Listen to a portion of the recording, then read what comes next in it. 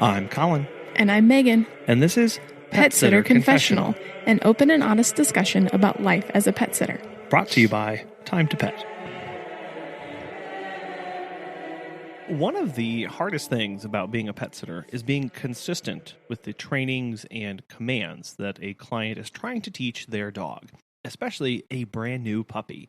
And during the COVID-19 pandemic, there was a record number of both adoptions and purchases of dogs for people who were going into quarantine. So as everything starts to open back up, there actually is a real need for us pet sitters to be consistent in administering that training and being able to provide good quality feedback to the owners on how their dog is or isn't doing.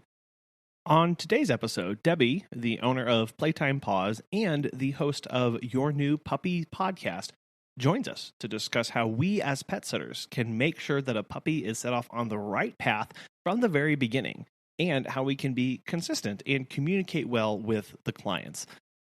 Let's get started. Well, my name's Debbie Cilento, and I live in New Jersey, born and raised. And I'm a dog trainer. I actually think of myself as more of a dog owner trainer. Because I like to focus on owner education and teach about dog behavior, because I think of it as more of a teach a man to fish type of thing. Like I want you to be able to, when you walk out of my class or I walk out your door, I want you to have enough knowledge to continue training your dog. So if I come in and I just tell you how to fix one behavior, well, what about the 3 other behaviors that might happen after that? So that's why I like to teach like why and help my clients see the world through their dog's eyes and how they best learn overall. I feel like that can get lost in the shuffle sometimes of how much onus is on the owner to be trained and to be knowledgeable, as opposed to trying to quote unquote fix the dog. Right. Yes. And it's something that I focus on because I do struggle with it sometimes, and kind of why I love the online training and, my own podcast, because it removes me and the dog relationship kind of out of it. You know what I mean? Like when I walk into a house, my owner just expects me to like train their dog. And I'm like, no. I need to show you how to train your dog. And it kind of removes that, expectation where it's like, okay, I got to learn this. So then, because everybody's almost like a mini dog trainer that specializes in their own dog. Mm-hmm. Really what it comes down to. Where did your passion come from for training dogs and being a dog owner trainer? Oh my goodness. That I could map that back a very long time. I was one of those kids that if there was an animal, especially a dog, within like a 5-mile radius, like I would find it and try to pet it. Oh, I really was. I mean, I can't remember any school project, science fair, anything that didn't center around some kind of animal. It's funny. I have a story. When I was in like 4th or 5th grade, we had to do a book report on a biography. And somehow I found the biography of Sandy, the dog from Annie. Oh, I did it on that. Like that's how like bad the obsession was. Wow. That's I had no idea somebody would have written a biography about that dog. And I've looked for it since and I can't find it. But I remember thinking like the teacher's never going to approve this, and she didn't seem surprised that I found it. But and then it just manifested from there. And so I've always had dogs. I've always been surrounded by dogs, always been in a dog family. The training part of it really happened when I got my girls, because I was already in like the pet sitting realm. I had left my corporate job to do pet sitting, and ultimately I wanted to open up a doggy daycare. But when I got my girls, things kind of took a different path, because it was before I knew better. And I adopted 2 female dogs that weren't already bonded, that were around a year old. So it was like this trifecta of problems waiting to happen. And they did. And I went through a line of really bad trainers, or trainers who just wouldn't listen, because I knew that they had a good relationship. They just had these triggers that would send them into a fight. Until I found an amazing trainer who came in, said like 3 things to me and like changed my world. And I was like, there needs to be more trainers like him out there. And I hired him as my mentor. Mm, And here we are today. yeah. And that's why I focus on, the trainers. They weren't bad trainers, but they focused on like the dogs Mm, and what needs to happen with them. And I'm like, no, no, no, teach me. I'm willing. I have the time. I want to do the work.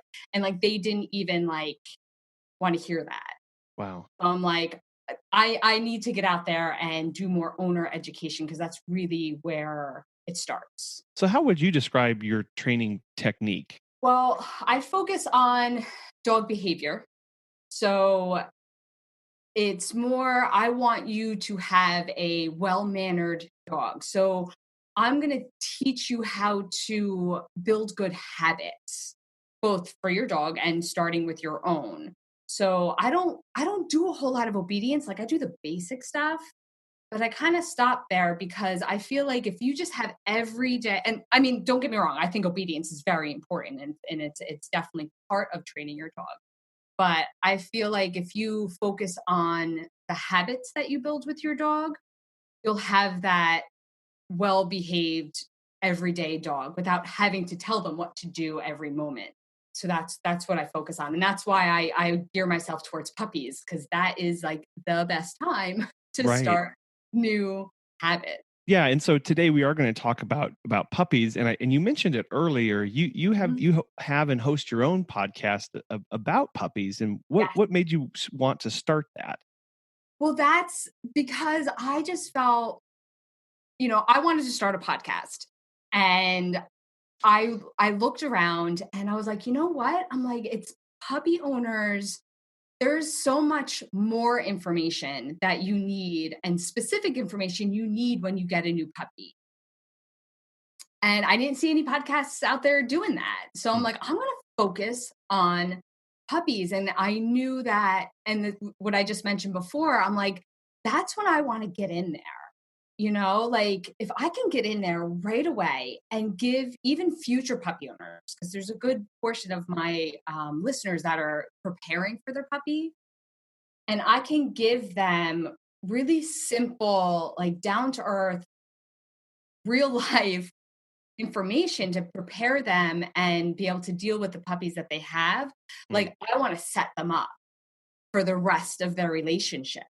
I'm like, if I can help like one dog at the age of 10 months old to not go to the shelter because the parents just weren't prepared for how much work a puppy takes, then I would, that would satisfy me. Like that would make yeah. my, or my life. Hmm. That's why I was like, and plus a lot of information that puppy owners need, right, are the same as what any dog owner needs. So I knew that a lot of that information would overlap and get myself in there. Yeah, so I know there's a lot of crossover between there, and then us as pet sitters, we're kind of in this weird little bubble off to ourselves because we're not the owners, but we interact with them a lot. And so Right.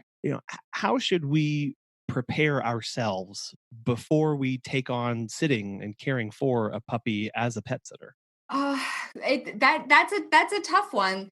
Puppies take a lot of energy and a lot of time, and you need to have like eyes on dog all the time before you go in and even like pet set a puppy, whether it's walking them or boarding them or whatever it is.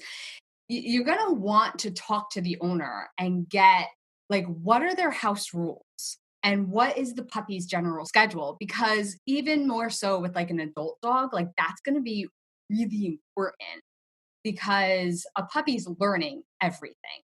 And, so all these habits are going to be new. So say the dog isn't allowed on the couch, right? They don't want the puppy on the couch.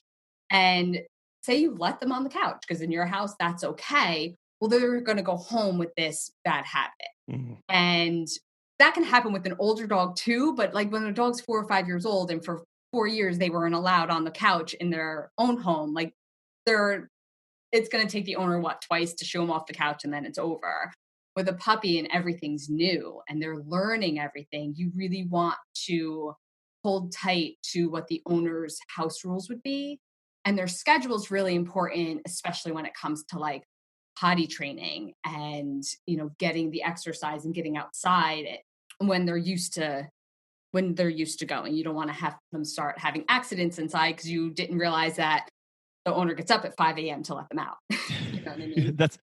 That's always a fun surprise during the meet and greet of, oh, they sleep through the night, and then their night is quote unquote from like 11 until 4 in the morning. And you're like, that's not a normal night, but okay, I'm glad I know that now. But it's Right.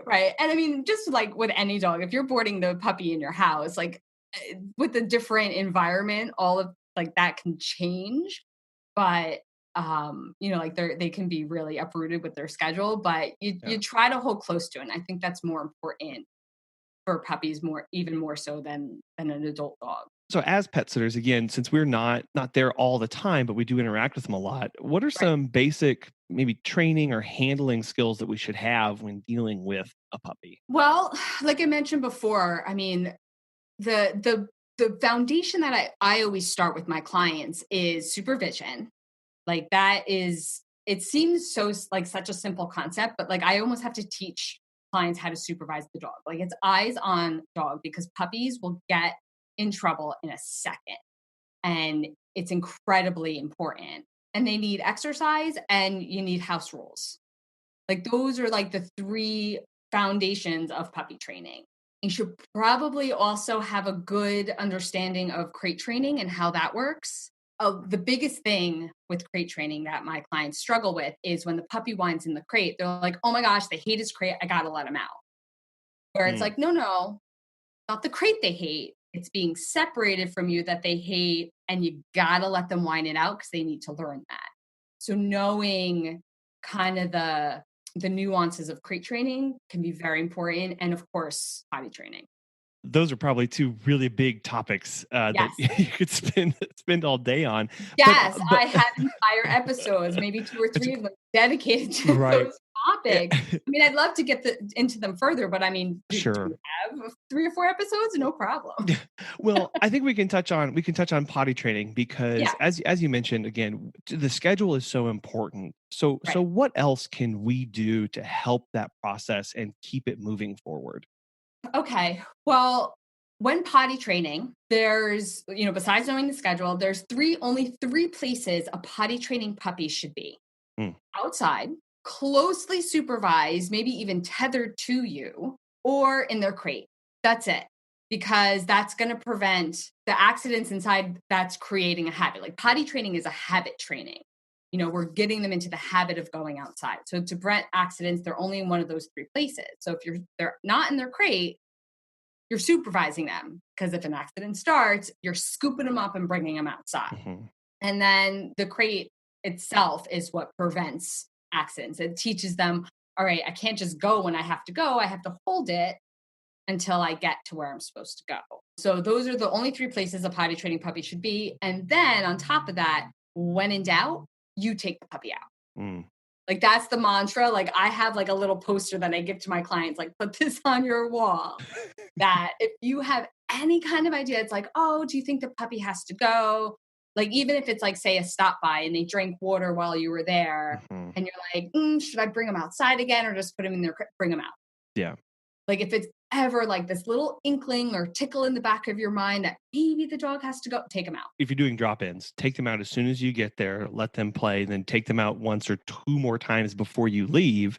Yes. Just more is never enough in those instances. Yeah. Like I'd rather you take them out 16 more times than you do than have an accident inside. Yeah. And if you haven't been around puppies, or if you never grew up with puppies and you only had older dogs, that can be hard to keep track of, because you're busy doing other stuff, you're playing with the dog, and time can get away from you. Yes.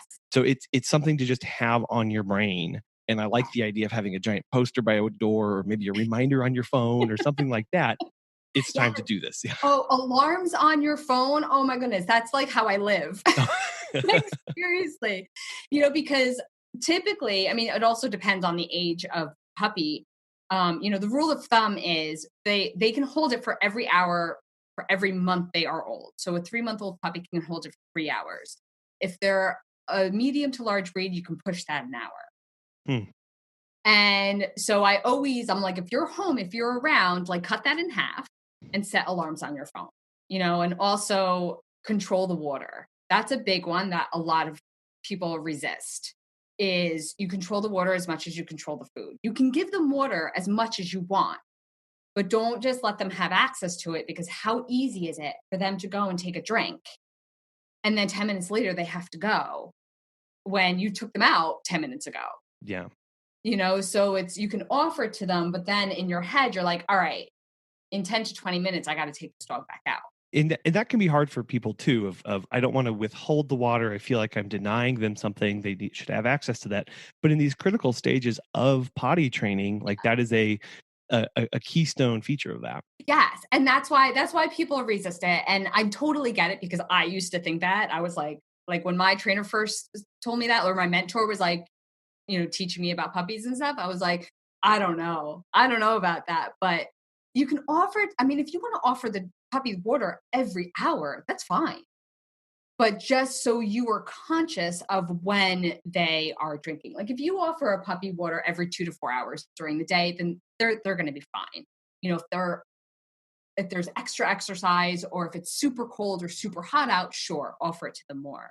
But it's more about the controlling of it, not the withholding of it. Yeah, it's that remembering to be mindful of all those things that we just talked about. It's being mindful and really watching that clock. Yes. Yeah. Yes. And when in doubt, take them out more than they need to go. I think a kind of a unique feature, or something that's a unique problem to pet sitters or pet care providers, is that we get a lot of like one-time visits where we're only going to see the dog or the puppy one time because the owner's moving, or they're just coming into town for one time or something like that. I'm interested in because this has happened to my wife and I. We have had people who are moving, and the only time they need us is because they need us to watch the dog while they're emptying their house or something like that. And they're moving off to California, and I'm never going to see them again. How can we as a pet sitter, how can I make the most of a one-time care session with a puppy? Or is that even possible? Well then, yeah, I mean, that's the thing is, when you only see a dog once, how much effect can you have? But, a puppy's biggest needs is exercise. When I say to exercise with a puppy, that's more like play and enrichment. It's not necessarily taking them for a long walk. In fact, young puppies shouldn't be going for, or don't even like going for long walks. And getting some socialization in there, because a puppy cannot be over socialized. And this is something that, even though a lot of people are like, yeah, I know socialization is important, like they really miss how important it is. And it can be something as simple as like handling the puppy, like checking their teeth and playing with their paws, or bring them to a new park or something like that. And if you go and socialize a puppy and you bring them back to a owner that's moving, that puppy's going to be exhausted, because that exhausts a puppy more than anything, discovering new things. So even if they're moving, they're going to tell their 5 neighbors, hey, I had this pet sitter, and look at this tired dog. It's the best. Yeah. So, having a sleeping puppy is like a novelty a lot of the times. Mm-hmm. Yes. And again, the socialization is not only going to tire them out, but it's so, so, so incredibly beneficial to the dog itself, that would probably be your best bet. Mm. Yeah, you mentioned socialization there, and that's something else that I wanted to touch on too.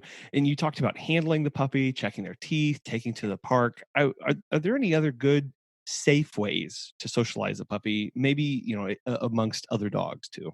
Ooh, that's another big topic. Yeah. Well, socialization, it's yes, it's playing with other dogs, of course.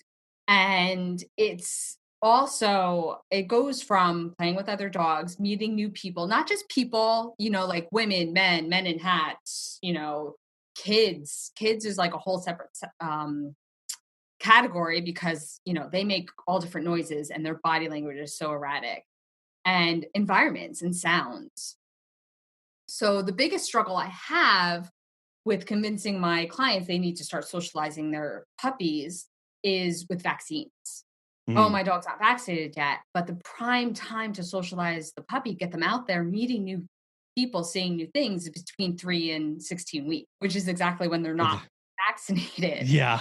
Um, I mean, I can, up and down tell you about all the studies and all the stats that a puppy is more likely to go into a shelter because of behavior problems, because of lack of socialization, than to get sick when they're a puppy.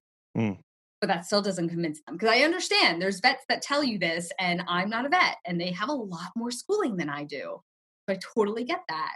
So you still want to get the socialization in there, but you take them to places like a walk down your street is going to be fine, or, a walk in the park will be fine as long as you don't let the puppy like eat things in the grass, or, go where there's a lot of other dogs. Like, don't bring them to a dog park.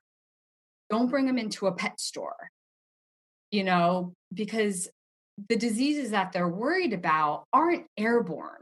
It's not like you're going to take them somewhere outside your house and they're going to catch a cold and get super sick and die, Right.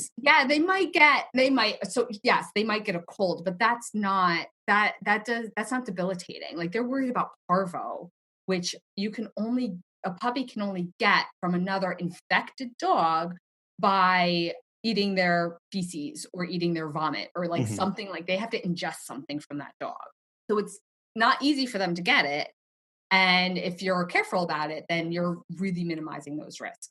So that's something that I constantly have to educate owners about. I can see your first instinct is new puppy. I'll put them around all the dogs and they'll be just fine. But as you mentioned, if they're not vaccinated yet, so you're really putting them in danger and kind of walking that fine line of, maybe having some serious repercussions. So doing other things in lieu of putting them around a bunch of dogs, the big dog parks, those kind of things, Right. until Yeah. you get to that point. Yeah. No dog parks. No dog parks for puppies. I'd say not even until they're like 6 months to a year old. And that's only if you've been socializing them with other dogs, because you never know what you're going to find at a dog park. I mean, dog Yeah. parks are great and they're such a great resource, and dogs have so much fun with them. But for puppies, you never know what's going to be there. Yeah. And puppies are targets for like the bullies on the playground.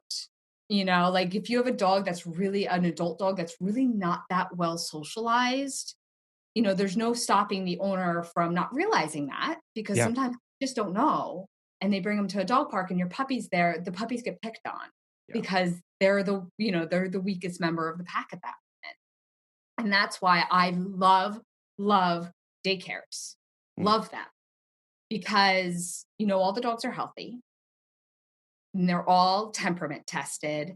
And, there's one, maybe two people there that are trained to know what proper play is. So not only are they being socialized with other dogs in a nice, safe, clean environment, but any inappropriate play is taken care of. So your puppy's learning how to appropriately play with other dogs, which is key.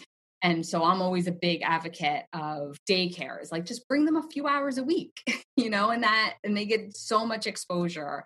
And for a dog who isn't vaccinated yet and isn't really fully socialized yet, it's such a great option. Puppy classes too. That's why I like them too. You mentioned it a little earlier about people surrendering a puppy. And what are some common reasons people do that? And I think for this discussion, more importantly, is as pet sitters, how can we help the owners avoid that? What kind of tools or things can we push them to educate them with? Oh, I love this question because it hits on why I started, training and specializing in puppies.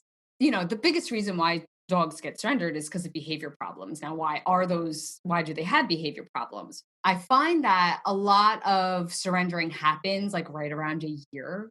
Like if you go into the shelter, that seems to be like a really popular age. And I think it's because dog owners, especially new ones, like new puppy owners who've never owned a puppy before, like underestimate the amount of work a puppy takes and how long that work is. It's not just for a few months during potty training. Like a puppy's going to have high energy, rebellious stages, need a lot of management and supervision and training up through like 18 to 24 months. Mm. And people don't realize that. I mean, of course, it's still front loaded in those first few months. You can't leave an 8-week-old puppy alone for more than a couple hours. Right. But it's still, you have those like pockets of, rebellion where it seems like all your training went out the window. As pet sitters, it's actually kind of wonderful because you can get in there and, I mean, one of the biggest things is exercise, right? Like that is one of the main reasons for misbehavior. There's too much energy and the dog is trying to figure out how to entertain itself, and it does that poorly when it makes no decisions, Uh-huh. An overexcited dog does not make good decisions. So a tired dog is always a good dog. Like I would love to see like pet sitters and especially dog walkers, like almost have like a little puppy package. Mm. Because a lot of my listeners for my podcast are future puppy owners and they're trying to figure out how to prepare for the puppy, which I absolutely love. Like it floors me and like they're my favorite people in the world because they're like getting ready. And like they're concerned about like, well, I work. So how many times a day do I need to come home? Or, how many stop bys? And when I'm like, you might need 2 or 3, they really hesitate because of course it's a cost. Yeah. Of course it is. But, like how long can I leave the puppy in the crate and everything? So like, I feel like and I always tell them, I'm like, create a relationship with a dog walker or a pet sitter right away, even if you think you might not need them, because you're going to need them. Because when the puppy comes home, you're going to be like, oh my goodness, Yeah. you told me this was going to be work, but this is crazy. So if you have like, well, this is what I think you're going to need, 2 stop bys a day, and that's going to help with potty training and crate training, and this is why. Or maybe you have some like little socialization plan in there where you have certain parks and certain dogs that are super friendly and well socialized. Of course, that goes with what you're willing to do and what your insurance allows and all of that, like on the business side, to kind of give the owner that little bit of a relief. Like they might not even know they need that stuff yet. But if you're like, here, you're gonna need this, and you give, like, think of them like a new parent. You give them that little bit of a relief, because they have no idea that when they come home and they have a puppy who's been in a crate all day, that's a lot. Like you're going to feel that. But if you've hired a dog walker or a pet sitter that's already come a couple times and taken that burden off of you a little bit, like you give them that and you're going to have a client for life, Yeah. and just that extra enrichment and extra exercise and like taking a little bit of that burden off the client. Like even if they don't work, like say there's an adult that's home during the day, they having a dog walker a few days a week, so you don't have to walk the dog every single time they have to go, or a dog walker that has like a park that they can bring your dog to and run around a little bit and get some extra exercise. I mean, that can make a big difference, huge difference. Yeah, I really hear that there's a lot of just being available and educating them along the way and of Yeah. the benefits of these things, because as you said, they might not even realize Yeah. what they do or do not need. But if you're Right. standing over there going, hey, I have this puppy package, this is what I do, this is why it's good, it helps Yeah. with potty training, socialization, helps them get access to new things, it's there. We can try we do a trial run or something like Mhm. that, but just be available to them. Exactly. Like it's like telling them what they need before they even know they need that. Right. And just seeing that, like if I have no idea, like if I've never owned a puppy and I'm like, all right, I listened to this podcast and they told me I needed a pet sitter. What does Mhm. that mean? And I see a puppy package. I was like, oh, I didn't even know that I might need that. And, you know, that that can help tremendously. Because like I said, I think that's like the number one thing, like especially families, like parents with kids. Mhm. Like this puppy comes into their life and they're like, whoa, I was not ready for this. Yeah. Like, you can't get a puppy and go back to your old life. And a lot of people are very thrown by that. Yeah. Because they have this image of this wonderful dog playing in the park and loving the kids, but there's so much work to get there. Yeah. And it's so easy to underestimate. Yeah. Yeah, you touched on a little bit there of what are some of the biggest misconceptions that people have about puppies, and one of them sounds like just the lack of understanding of the amount of work and duration of it. Yes. Yes, definitely. I think the duration of it is the bigger one, only because like they're like, yeah, I know puppy's a lot of work, but it's like it lasts a long time. It lasts a long time. Um, some other like misconceptions. Well, again, socialization's another one. Like people totally underestimate the importance of it and how early you need to start doing it. Like even before the vaccines happen, even before you're ready to get out of the house with the dog. Mhm. But you can't over socialize a dog. It's impossible. You can under socialize a dog. That's very possible. And I can't even tell you the myriad of behavior problems that don't even surface until they're like 18 months old. So that's why it's also hard to really convince people if they don't already know, if they're not a dog trainer and has studied dog behavior, they don't Mhm. know. So that's definitely the other really big one. And crate training. Crate training, a lot of people don't like because they think it's a cage. Yeah. We put our kids in cribs and playpens to keep them safe. It's the same thing. Same thing. Like I'm sure there might be parents out there with toddlers that have had them like crawl out of the top of their crib 100 times where you wish you could just put something on top of it. Well, guess what? It's now a cage. Yeah. But that's Yeah. our view. It's Yes. not our puppy's view. And Yeah. the number one reason why puppies resist a crate isn't because they hate the crate. It's because they don't like being separated from their owner. Yeah. But that is something that we have to do, or else you're going to have separation anxiety forever. Yeah. So they resist the crate because the puppy doesn't like it right away and they think it's a cage, and you got to change your mindset around it. Have you heard about Time to Pet? Chrisanne from Raining Cats and Dogs has this to say. Becoming a Time to Pet client has been a game changer for us. We can give our pet services clients real-time, cloud-based information they never imagined they'd be interested in.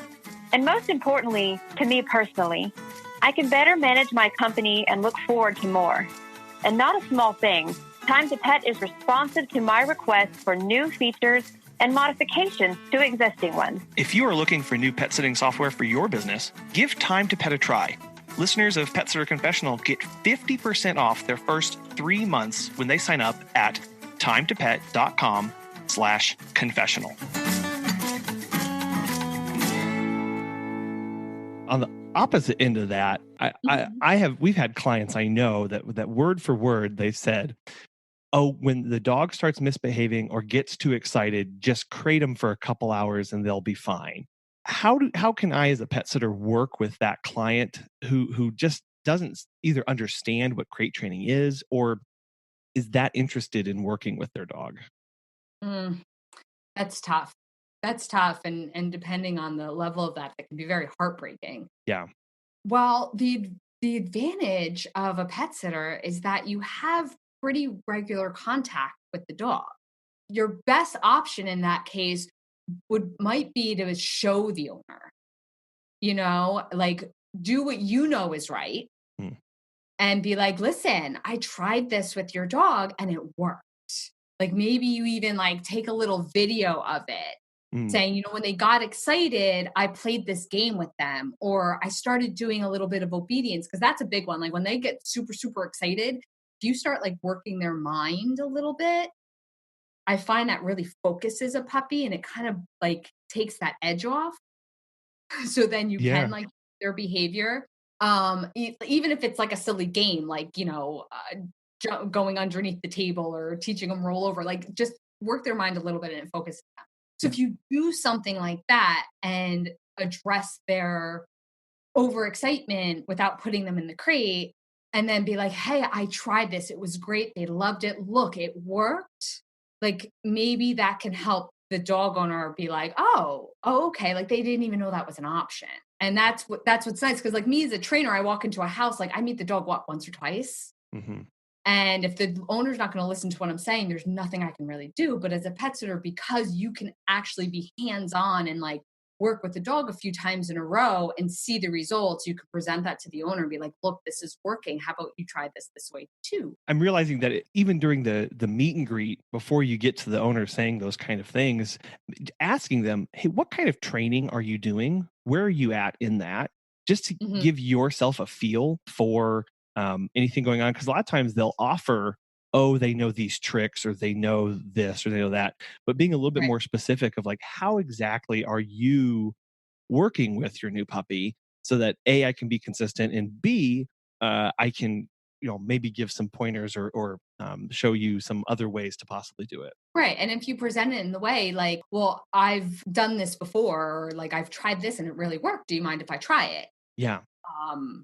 And if they're a dog parent that's like, like whatever, like they'll probably be like, I don't care. Like, do what you want, and of course there's always having like relationships with trainers in the area to have to recommend, but that can get tricky. Like even as a trainer, like I'm a soft sell because unless a parent is like asking for help, it's really hard to give it to them. Yeah.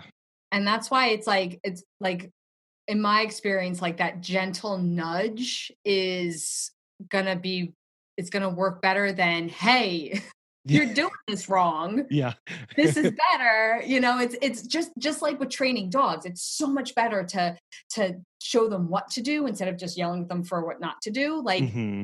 you kind of want to do that. It's like, Yeah. look what I did and it worked here. Like show them what like an alternative. Hmm. And if they don't like, I mean, at some point, like there's only so much you can do. I think of the number of times my wife and I have been very tempted to go out and buy gift certificates to dog trainers for people that we sit, but but but we've resisted, and instead You leave the car nonchalantly on the couch. you've been like, hey, Merry Christmas. Here's a 3 free sessions for your dog. We've resisted that and instead have just talked to them about it and been like, hey, we Yeah. noticed that this is kind of a struggle. This is what we're doing. How are you working with that? And then that way, because most of the times they respond with, I really need help with that. Yeah, that one thing, I don't know how to get over that. Do you have any suggestions? And then you can go, oh, there's a great trainer across the street or whatever. Like, so there are ways to work into that. Yeah. Yeah. Yeah, definitely. Like, yeah, they almost have to ask for it. Yeah. It can be tough. I mean, once you get to, if you like really know the client, like obviously, and you have a relationship with them, like it's going to be easier to be like, hey, I know this better way of doing it. Yeah.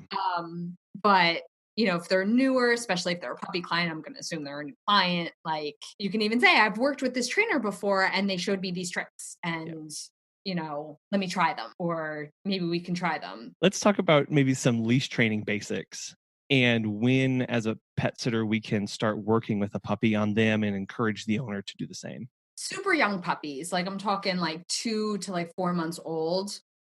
At that point, all you're doing is getting them used to wearing the leash or wearing the harness. Like at first, a lot of puppies need to get used to just wearing a collar. Mm-hmm. Because at that point, they're not really going for walks. Like maybe if you don't have a fenced-in backyard, then they always need to wear a leash. You're always walking them on a leash. But like they're not really going to go for a walk down the street. That's when you're going to find them like just lay down. Yeah. Yeah. And that's fine because one, they shouldn't be going on those long walks because their joints are growing so rapidly at that point. And that may be why they don't like it because they're like, this kind of hurts. Like Mm-hmm. I'm tired. But once they get to like 4 or 5 months, that's when they really start to take to like the leash and the walks and everything. And that's when you should start working with them. It's really easy for a puppy to get bad habits on a leash because they're small and they're not that strong. So when you have like a 10, 15-pound puppy pulling you down the road, you might not think about it too much. I mean, this goes with, I guess, any dog really. Then when you have your full grown grown 60 to 80-pound dog where all of a sudden you're like, whoa, we need to fix this. Yeah. But if you start right away with proper leash manners, even though, it's easy to let the pulling go right away, then they don't build that bad habit. Now, the thing is with puppies is that they're more about exploration than actual like walking, and it kind of goes back to the whole socialization thing. Like that will tire them out even more, like, because they want to explore everything. They don't want to walk in a straight line down the street. Right. That's not fun. Yeah. And to me, like, that's okay. In fact, you can use that to your advantage where, if they say they like take off and they want to go chase a leaf or go see what's over there, that tree, or maybe there's even another dog walking down the street, you do the whole, you stop and they can't go anywhere if they're pulling. But as soon as they're like kind of slacking the leash, they're walking next to you and walking nicely, then you bring them over and let them explore. And that's their reward. And for a puppy, there's no greater reward. So, but yeah, I wouldn't even bother until they're like maybe 4 or 5 months, because like I said, walking really isn't a big thing for puppies younger than that. And one of the reasons you said is that they have joints and there could be some potential injuries from that. I'm curious as to what other puppy specific injuries or health concerns we should be watchful and mindful of. Well, there isn't much, besides like the parvo thing we already talked about with the vaccines and everything. Mm-hmm. Puppies tend to have very sensitive stomachs, especially if the clients are traveling and they're not around and like you're in charge of all their food, or if they're staying at your house, so there's other food around. You want to be really mindful of that, because a sudden change in a puppy's diet can give them tummy problems. And especially if they're still being potty trained, that can throw a lot of things like up in the air. But most will grow out of it, but I do notice that a lot of them do have that sensitive stomach. And then, like I said, younger puppies, the exercise should be kind of on their terms. Like they can play and play and play, but they should have the option to just kind of sit there and rest. So it's like a game of fetch or a game of tug with a toy, not like a walk down the street. Come on, let's keep going. Other than that, I mean, it's probably the same as an adult dog. I mean, maybe even less, because puppies are very agile. Like they can be, fall down a flight of stairs and get up and keep running. I mean, don't throw your puppy down a flight of stairs. Yeah. You get my point, where that it might even be less detrimental to them than an 8-year-old dog. Oh yeah. But those couple of things, and just about every puppy out there is going to have worms at some point. And that's just something, if they're having a little trouble eating, like they're not really eating a whole lot, or you see them, because you'll see them in like their poop. That's definitely something to address. And so that's something to watch out for. That's usually when they first get puppy, because they'll get it from their litter mates, and it's very hard to get rid of, because they just keep giving them to each other until, you get them to your own vet and you get rid of them. It's easy to get rid of, but it's just kind of gross. And sometimes it's hard to tell your client, yeah, your dog has something going on over there. Yeah, that's not an easy conversation to have, because especially if it's their first dog, or maybe like you mentioned earlier, their first puppy, it can just saying the word worms really sends people off into some bad places. Yeah, and that's the thing, that because I see it from a mile away now, because I've seen it in almost every puppy I've encountered, and that's what I say. I'm like, listen, every single one has it. It's just, your vet's going to tell you that too. It's just a week worth of medicine and you're done. Like, and keep them away from other dogs, like for that time. But it's the most common puppy ailment out there. I want to give you a chance to tell us about your podcast that you have, because it's an amazing resource. I think the title, where people can find it, all that good stuff. All right. Well, it's Your New Puppy, and you can find it anywhere. iTunes, Google Play, Spotify. I think I even looked up, it's on iHeartRadio, like really anywhere. And if there is a place that it's not, please tell me, because I'll get it there. And also on my website, playtimepaws.com. You can always listen to it from there. Any podcast, you can go to the website and listen to it from there. But yeah, it's really super short, like 10, 15-minute episodes where I just talk about one topic relating to puppies or young dogs. Yeah. I mean, I have a lot of fun with it. And No, that's really cool. Yeah, there's just a ton of information there. And so I know you said it was mostly geared to new puppy owners, but Mhm. as pet sitters, A, just knowing that this kind of resource is out there to recommend to clients, but B, a lot of this stuff also applies to us whenever we're taking care of the puppy too. Right. Like just like with the questions that you asked me, like to have that information to help your clients, like I would imagine that they would appreciate it Yeah. so much. Like to be like, oh, I know this about crate training. Oh, I know this about separation anxiety. Like, I Mhm. mean, I would imagine, the more information and resources you can provide them, like that ups your own service. So, do you have any other puppy related resources or information that we could share with our clients that you reference a lot? Well, anything by Ian Dunbar and Patricia McConnell. I'm a big book reader and I take a lot of like online courses and stuff, but anything by them I will read and gobble up and I love it. Especially Patricia McConnell. I really like her because she really breaks things down and gives really great examples. In fact, if you do read her, you will see how my styles of teaching and the podcast is very much influenced by it. I also really love, there's a book, Canine Body Language, because I also think that anybody who works with dogs, including dog owners, should have a general knowledge of canine body language. And it's just Canine Body Language, a photographic guide by Brenda Alou. And then there's other resources out there, but that's something, like I said, knowing when a dog is a little anxious, knowing when they're a little nervous or when they're excited and about to pounce on something, you can see it in their entire body. And especially as a pet sitter who's working with dogs all the time, it's an amazing thing to be able to recognize and see. Yeah, that's one of those really basic fundamental knowledge blocks of a pet owner and a pet care professional that Yeah. that is will just pay its dividends for years and years and years to come to take the time to learn that at any stage. And it's amazing how much of a difference that can make in your interactions and in how you introduce dogs and how you get to know them, and just it Yes. changes the whole thing. Yeah, especially if you have other dogs playing, with other, like you have, like, say you board multiple dogs in your home or something. And that's what I started with. So that's why, like, dog body language is where, like, my, I guess, training education, you could say, started. Yeah. I mean, I would spend hours at dog parks just watching dogs and seeing what, like, nobody else sees. You could see the pet owners like reacting like, because they just don't know, Yeah. Yeah. where I'm like, I could see a fight happen, 10 minutes before it happened now.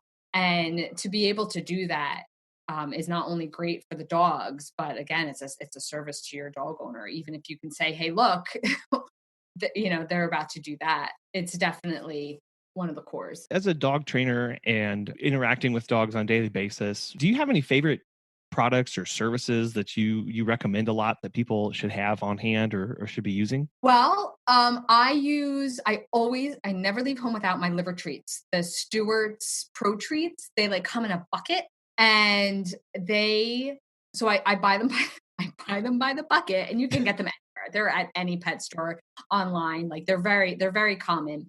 And I love them because I try to go for like the nutritional, like natural route. And so there's only one ingredient in them, just liver. Mm. And I like the chicken ones because they break apart a lot easier and they're smaller. And I've never met a dog that didn't absolutely love these treats. So if you're teaching them something new, or say you need to bribe them for a second, uh, I'm not above bribing in emergency situations, Yeah. uh, especially as a pet sitter when it's like, all right, I just need to get you inside.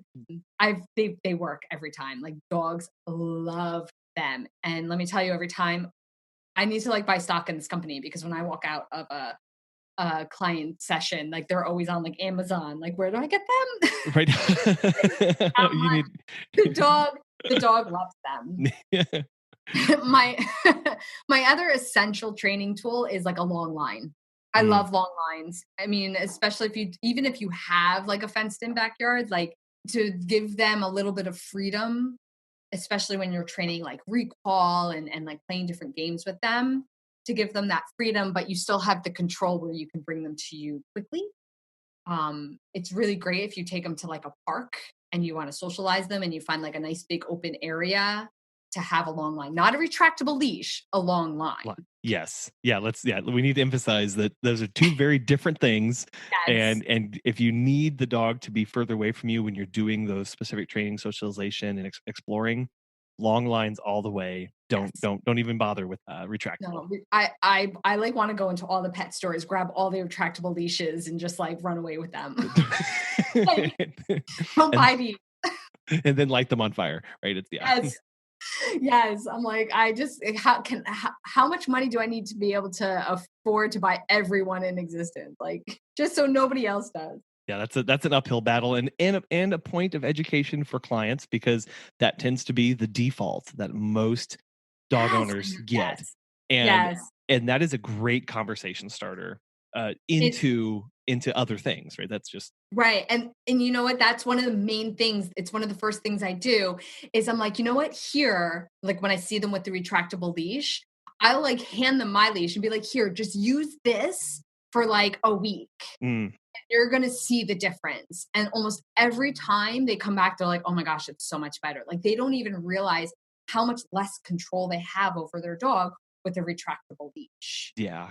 And I think it's just because they see everybody have a retractable leash, so it must be better. And I'm like, just try it. Just switch for a week and then let me know what you think. And like every time they're like a convert because it just feels better. Debbie, I am so thankful for you coming on our show today and just sharing just gobs of information. And I know we barely touched on puppies in general. There's so much more out there. If people have more questions and they want to reach out and follow along with your work, how can they do that? Well, there's my website. My company's Playtime Paws. So my website is playtimepaws.com, and then social media, Facebook and Instagram. I'm on there a lot. I'm in my DMs and my messages all the time. You can find me there too. Both are Playtime Paws. And your podcast again was? Yes, was Your New Puppy. And it's usually you can find it under like pets or animals like category. But if you just put in either Playtime Paws or Your New Puppy, it pops right up. Wonderful. Well, Debbie, again, thank you so much for coming on today. We really appreciate it. Thank you. This was a pleasure and so much fun. I absolutely loved the idea that Debbie had for pet sitters offering a puppy package, whether that was for walks or frequent visits or frequent potty breaks throughout the day. I can definitely see that being really popular moving forward with everybody having adopted new puppies or maybe having a new dog for the first time. What's so important is to not only communicate that you offer it, but also communicate why it is so needed to potential clients, or maybe even existing ones. Debbie gave us a lot of resources to go and check out, so look in the show notes for this week's episode to see links to all of those that she mentioned, or you can go to her website at PetSitterConfessional.com and click on this week's episode. We'd like to take this moment to thank our sponsor, Time to Pet, for making this week's show possible. We'd love to get connected with you, so check us out on Facebook or Instagram at PetSitterConfessional.com. Shoot us an email at feedback@PetSitterConfessional. We love hearing your stories. We love learning from your experiences and helping to share those with other people.